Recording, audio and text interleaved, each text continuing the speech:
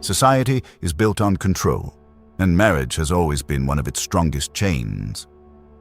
Nietzsche once said that every institution is a form of domination, and that the herd cannot stand the man who walks outside its walls.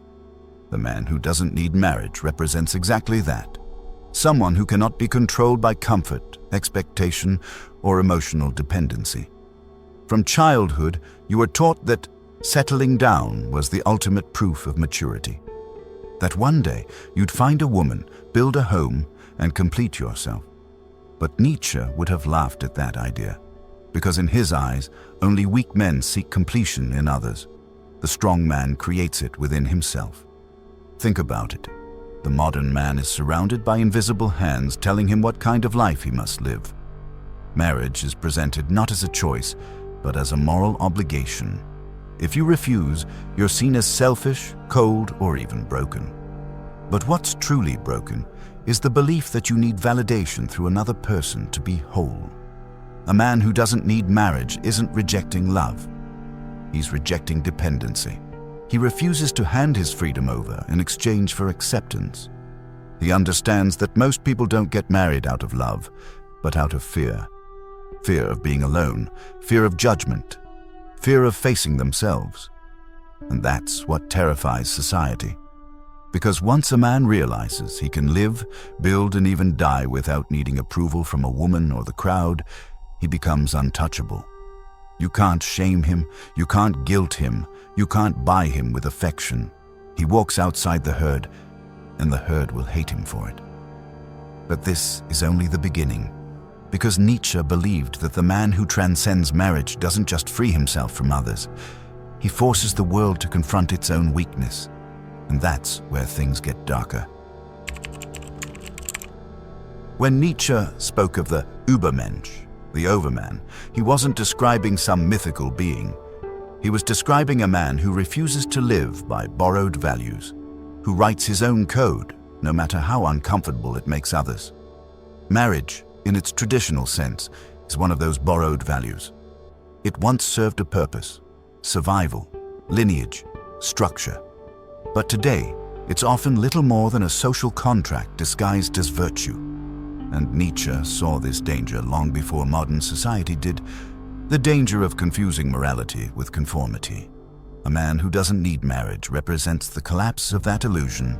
He doesn't reject women, he rejects worship.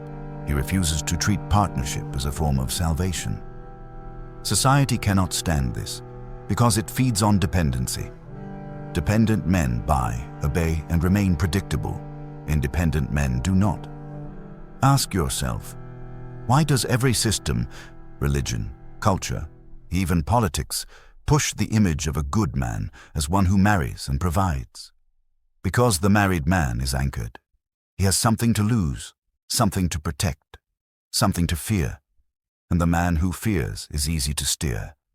Nietzsche's free spirit has none of that. He builds not for approval, but from will. He's dangerous not because he's violent or heartless, but because he's self-sufficient. Society depends on the illusion that men need permission to live meaningfully. Marriage is simply one of its most elegant forms of control. But when one man breaks that pattern, he becomes a mirror to every other man still trapped inside it. He shows them that fulfillment doesn't come from ceremony, but from clarity. He reveals that most marriages are not about love, but about avoidance. Avoiding loneliness, responsibility, silence. And the system trembles. Because if too many men discovered that peace comes from discipline, not devotion, from purpose, not partnership, the structure would collapse. This is why Nietzsche called the free man a dangerous experiment. He doesn't fit into the world. He threatens to rewrite it. In the next part, we'll go deeper into what happens when such a man faces society head-on. When his independence is mistaken for arrogance and his peace is branded rebellion. That's when the war begins. When a man steps outside the system, the world doesn't celebrate him. It punishes him. Because deep down, society runs on envy disguised as morality. It cannot stand the sight of a man who has built peace without permission. Nietzsche warned that the herd will always crucify the one who rises above it, not because he has done wrong, but because his freedom exposes their slavery.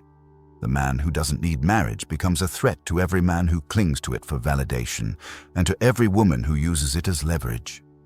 He reminds them all that love cannot be owned, and dependence is not devotion. Look around. When a man chooses solitude and self-mastery over marriage, the world mocks him. They call him immature, commitment-phobic, or bitter. But what they're really saying is, you're supposed to suffer like the rest of us. His peace becomes an act of rebellion, and rebellion always terrifies those who've built their identity on obedience.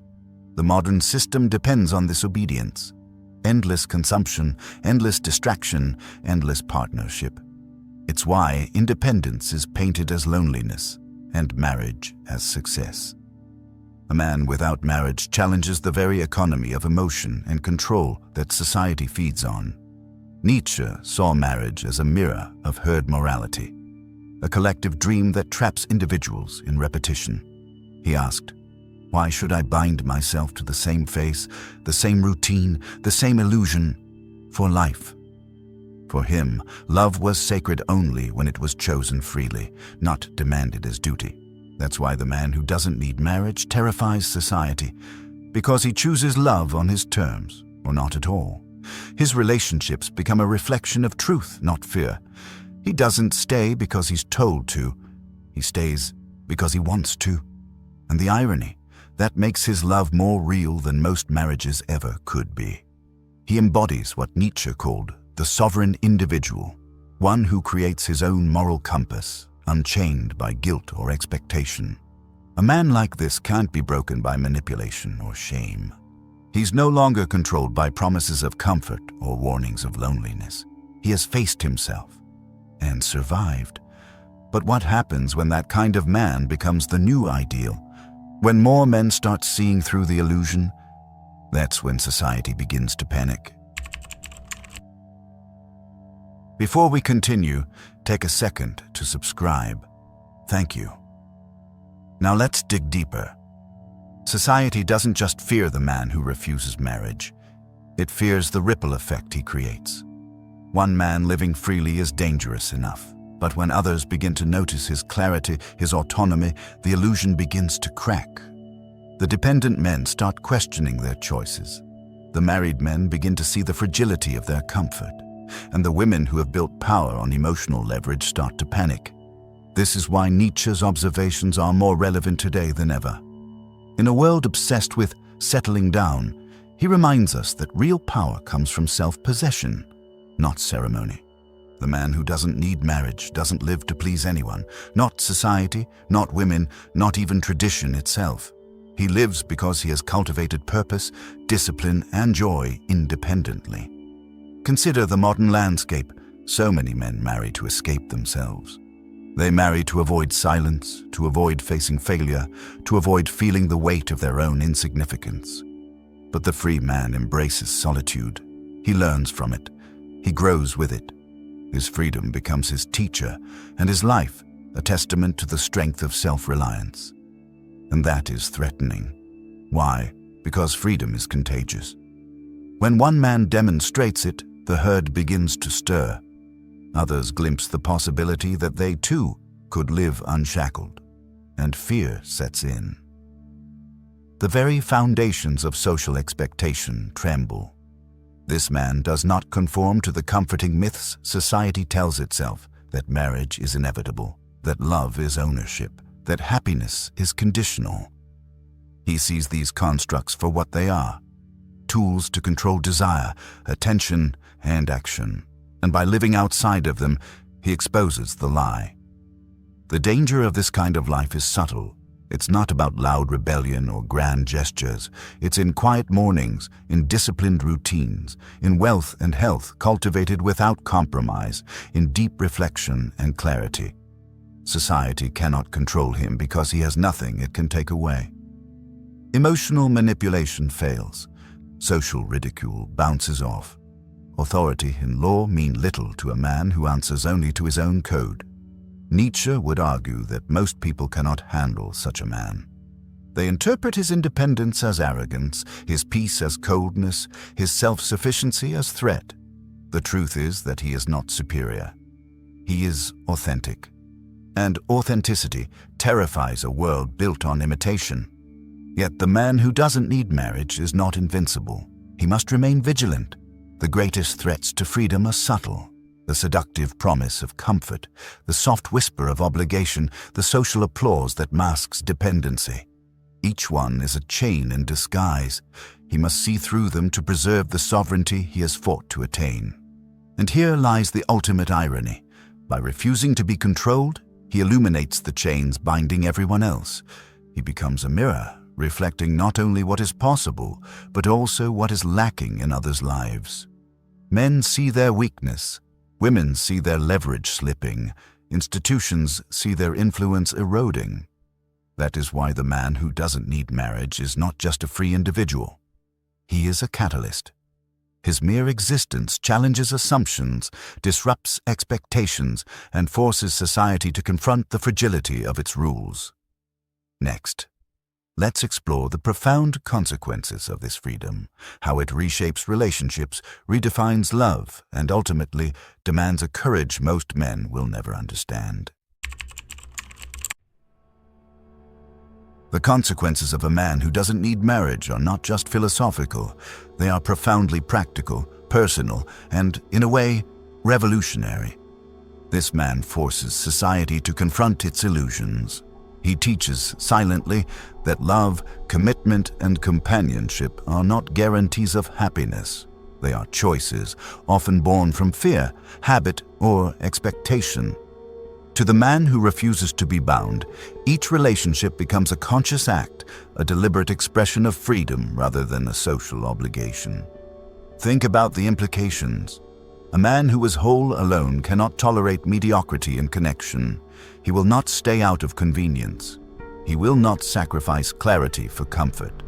And in doing so, he exposes the hidden compromises of everyone around him. The married man who clings to routine and duty begins to feel the weight of his quiet resignation.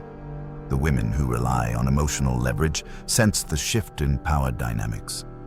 Friends, family, and society alike begin to notice a man who operates outside their invisible rules, and they fear it.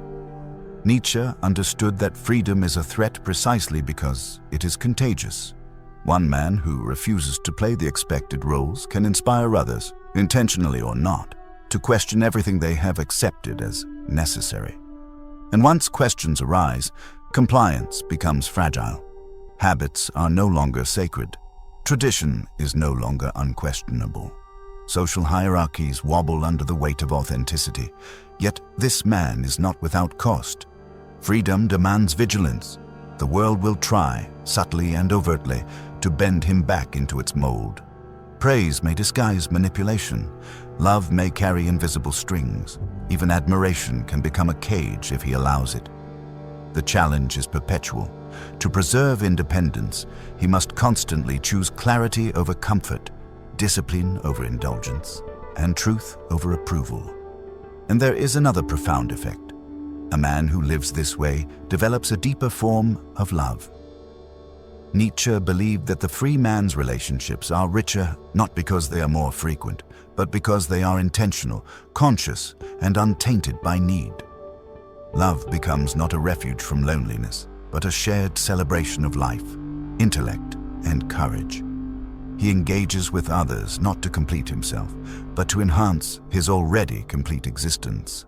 This is why society fears him. He is untouchable, unshakable, and yet profoundly human. He is not a mythical hero or a superman above others. He is simply a man who has dared to live fully and on his own terms. And his life is a living critique of everything that most men accept blindly. Finally, reflect on this.